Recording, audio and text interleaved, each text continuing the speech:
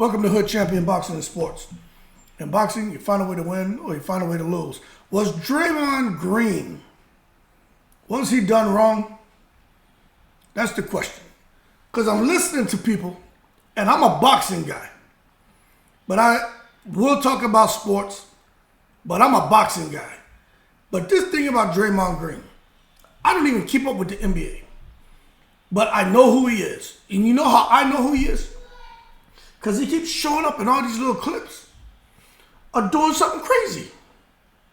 Acts of violence on the court to his teammates. I'm like, who the hell is this guy?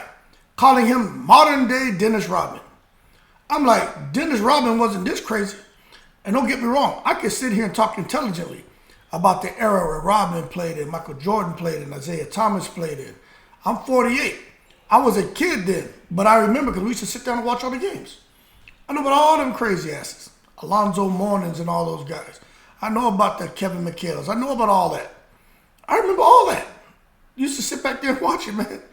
I know they had the Detroit Pistons for a while, the Knicks for a while. Okay? But my thing is this. For me not to be a guy that follows NBA today and to know about Draymond Green, that just lets you know that he obviously has a pattern of behavior that is not very good and not something that the NBA favors. And for him to be, suspended indefinitely, that's a problem. Now, what I will say, I did see the clip where he hit the guy, Joseph Nurkic, and it looked to me to be like, I don't know if he was trying to elbow him, or if it was like some kind of MMA move, spinning back fist. But the bottom line is, he didn't like him playing him up close on defense. And he acted out, which is pretty consistent with what I've seen over the last, couple years of him when it comes to his behavior in the NBA. And I'm going to tell you this right now. When it comes to the Golden State Warriors, losing a guy like Draymond Green, let me tell you something. It's not good because he brings a lot to the table. But then at the same time, it's not really bad either because whatever he brings to the table, he kind of knocks it off with his behavior and attitude, And I'm going to tell you right now, if you've been following the channel for a while, you hear me talk about a briefing I used to teach before I retired. And it was about playing your cards right. Okay? It's an acronym I created. C is for communication, verbal and nonverbal. The A is for attitude, R is for respect and responsibility, D is for discipline. But the A, the attitude. So when you look at what happened with him, he just didn't play his card right because his attitude sucked.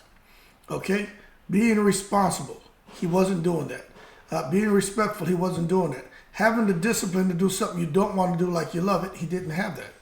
Right? And communication obviously was a failure on his part, because he wasn't able to receive the message that was being sent to him. Like, hey, we're only going to tolerate this behavior for so long. Like, you got to get your stuff together. We're trying to work with you, but you're an extreme case of being a rule breaker and just not consistent with the core values of the NBA.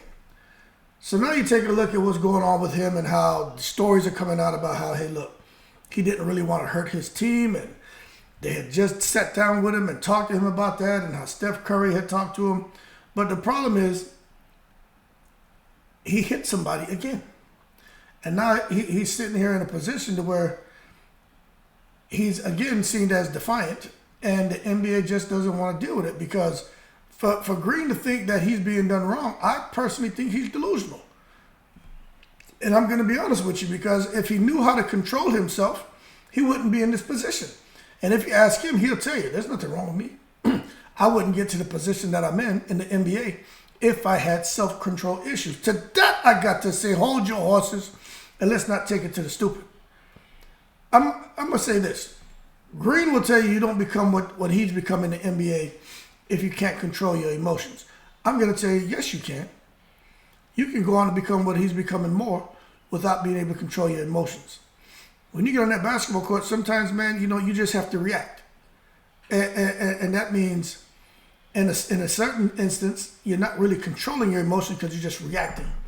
But at the same time, you're kind of controlling the emotions because it's a lot of muscle memory, a lot of training, a lot of things that you work over and over to when you're in certain capacities, you just know what to do instinctively. But his problem is what he does instinctively, the muscle memory that he has when he finds himself in precarious positions is to act out in a violent manner. And that is the problem. Now, when it comes to the NBA, I'm surprised that they actually tolerated him for this long. I'm going to be honest with you. They tried to work with him, asked him to get his emotions in check, and he hasn't been able to do it. Like I'm telling you, you just don't. You see some guys whine and cry about different fouls and different calls and things they don't agree with. Some guys get heated and want to go back and forth and jaw at the referee. But when you get a guy like him who wants to scream, wants to cry, and just carrying on, the way he does, there's just no one else in the league that does it. And the one thing the NBA asked this guy to do is for him to just not hit, to not choke, to not stomp on his opponents during games. Now, listen to what I just said. Not hit, not choke, and not stomp on opponents.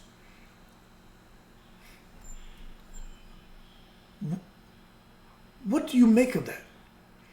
This is a guy who's getting paid multiples of millions of dollars to do something that he loves, right? I mean, what is it, 1% of athletes make it to the NBA? Something like that? Maybe less than that. And you get an opportunity to go play in the NBA on the highest level. And my man, they have to ask you not to hit, choke, or stomp opponents, not to punch your teammates in the face. But see, the problem is there hasn't like that. When he hit his teammate in the face in the training camp, there wasn't really any consequences. This stuff he's doing out there, these little 5-day suspensions and all that, those aren't really the kind of consequences that he should have been facing. You see? Because you need, it's not even about we need to get a 180 out of Draymond. We need to get him to kind of a 180. No. You need to overhaul that dude, man. You need to completely baseline everything about that guy. Because I'm gonna be honest with you, when you get somebody who's out there on the court like that, he can end up hurting somebody, killing somebody. He is a wild boy. And for those of you who say, Draymond Green really wasn't that bad, let me tell you something. When these YouTube guys can sit there and make a 10-minute highlight reel of you fouling people, right, and being flagrant and reckless on the court, that is a problem. You know how much footage you need to be able to make up like a 10-minute highlight reel? And I'm not talking about they take 5 2-minute clips and piece it together, multiple clips and piece it together of you being violent on a basketball court, hitting, choking, stomping, kicking people in the balls. Come on, man. They asked him. That's all they asked him. Chill out during the games. He just couldn't do it. Absolutely crazy, man. So now that the league is putting their foot down, it's kind of what happens. The indefinite suspension. Let me tell you, suspension is one thing, right? It doesn't sound harsh, but it gets your attention. When you hear the word indefinite, when that's the adjective they use to describe what kind of suspension he's getting, that's the one that gets your attention. Indefinite, forever, undetermined time frame. That's got to have him uneasy. So much so that he says, you know what? I don't apologize for much or regret anything, but I really didn't mean to hit whatever the guy's name, Jukov or whatever the hell it is, Yusuf, right? He didn't mean to hit him. Yes, you did mean to hit him. And you were trying to elbow him. You were trying to back fist him or whatever little jiu-jitsu move your ass was doing. He meant to do that. So I think they did the right thing, man, by suspending him, in my opinion, man. You're doing this stuff on live television, you know what I'm saying? And these guys forget, whether it's boxing, baseball, NFL, NBA, whatever you're doing, you're representing a brand.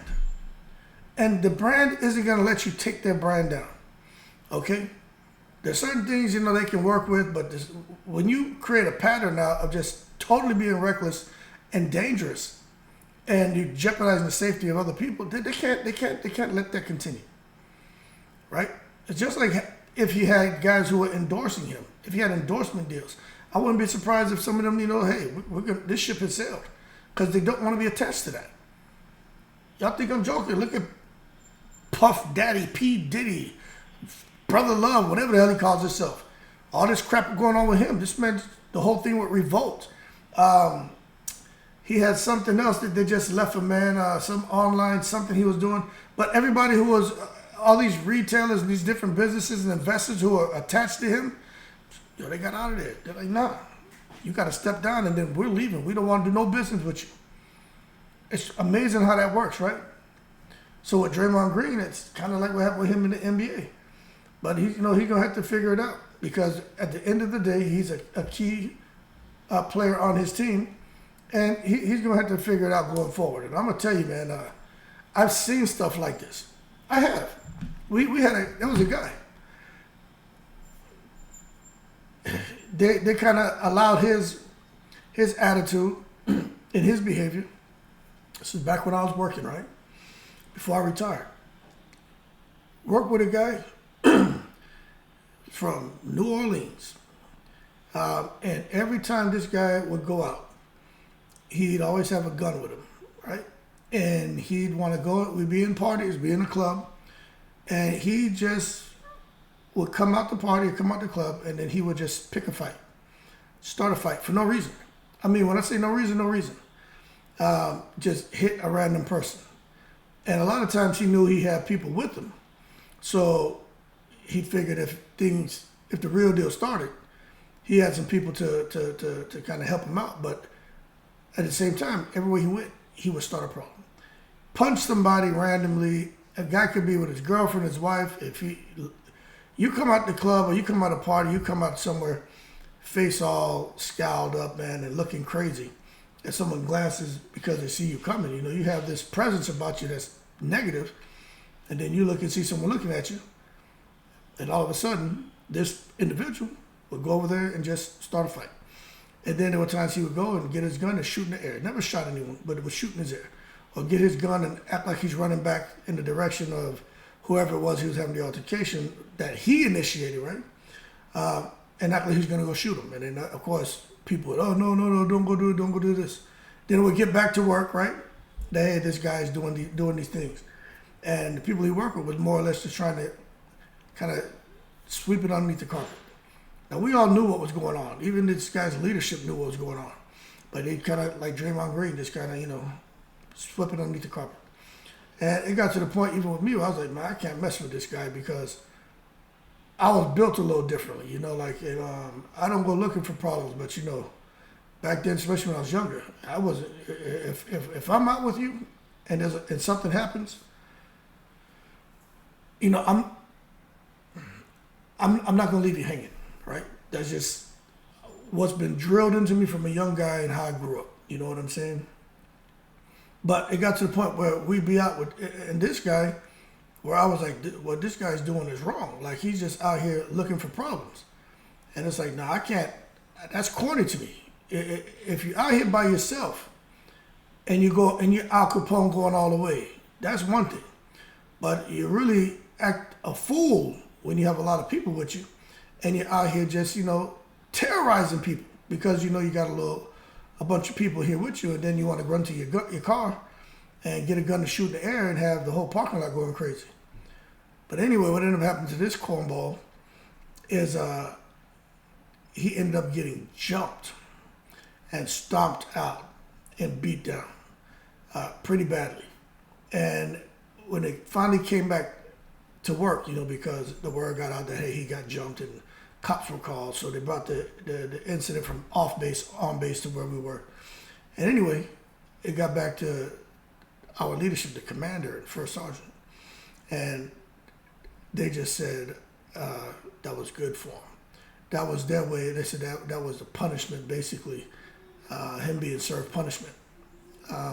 Almost like the mob mentality, where just people got tired of this guy. And the people who did it to him, there were a lot of people who knew who he was and he knew who they were, but he had confrontations and had issues with those people, and they just got tired of it. But he got hurt badly too when they jumped him. They hurt him.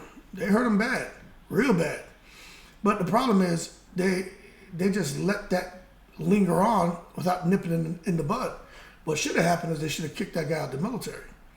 That's what they should have done, because they knew he was out there with a gun and shooting out in the air and doing stupid stuff like that. That word was getting back.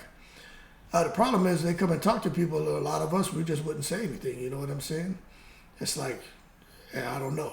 You know, that's just, unfortunately, that's how it is sometimes. But they eventually, he eventually got himself jumped, and he stayed in for a while, and he ended up still being a little foolish. Got jumped a few more times, but right now, I think he actually made it. He retired, and I don't know what he's doing, but I know for a fact he's changed his energy and attitude. But I think he's still a little bit foolish, but not as dumb, because it took that to teach him a lesson. To really he got jumped a couple times after that, but he got hurt, and it took that for him to slow down and stop being so irresponsible. And for Draymond Green, when I look at this indefinite suspension, I think that's kind of like the equivalent of this guy who got jumped and stomped out after he was going around just, like this guy Draymond Green, man. Draymond Green punching, kicking, choking, right? That's crazy. And doing it over and over. He had this other guy who was out there, punching people, choking people, taking his gun and shooting it in the air. And he eventually got his ass stomped out. Messed up real bad. And Draymond Green now is getting an indefinite suspension. So sometimes it takes something like that to get their attention. And I personally, when I look at Draymond Green's situation, I think the NBA did the right thing, suspending him. And I like the word indefinite that they put in front of that suspension. But I think they're going to make him go through some training, go through some kind of classes, and they're going to make sure that when he returns to the NBA, that, that he understands. You can F around if you want. You're going to find out next time that you won't be back in here. Because the NBA needs to make sure that he understands the expectation that he's ready to perform. And his team and his teammates need to understand their expectations and that he's ready to conform. Because if he can't come out here and be a good teammate, then those guys are there, the decision makers at the NBA, they ain't got time for Draymond Green, man. He's barely, matter of fact, he's barely holding on right now.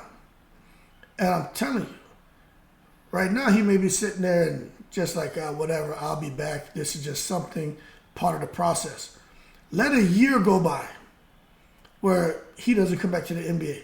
That's when he's going to start sweating. That's when he's going to become uncomfortable. That's when he's going to become miserable. You watch. There can't be no 90-day type deal. No, make him sweat. And then he'll realize, damn, I messed up.